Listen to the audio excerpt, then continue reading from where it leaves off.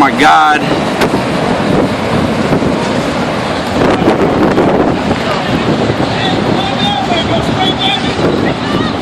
We gotta wait. We gotta let it pass to go see if Stefan's okay. I know. I know. Once it passes, I'm going that way. I know. It passed us.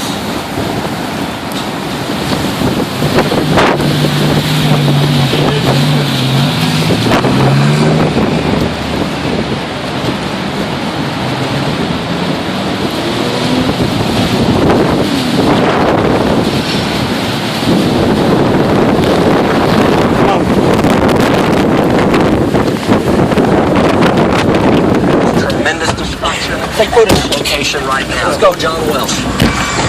Yeah, there it is, Mike. As you can see, as you talked about, whenever you cross I-35 eastbound, you're going to come into, or on Eastern, or I'm sorry, on 134th Street, about where that is at.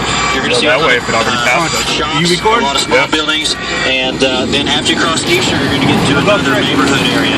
So right now, if it is where we think it is, it's in some residential or some shopping areas prior to the line. Once it crosses Eastern, Lights are down. Back into the housing addition areas. But as you can see, we're kind of advanced pretty close to the east, and tons of power flashes give us a little better shot. We get more in line on the backside of that storm and just show you just the wedge or the form of it. And as you can see, it kind of goes, it funnels out. It's got a pretty big lowering, and then we can almost make out just a little V shape in the very bottom of it, where that tornado is physically on the ground. Damn, we gotta go help you, man. Power lines and everything this way. As you can see, this is our neighborhood. There, it's continuing to track east, and Mike, this is fixing to get in a bad area because we're coming right back into housing additions and more of the residential part of town here. And look at that power flash on the far right of your screen. If you look in there, take a look at that. It's way out there.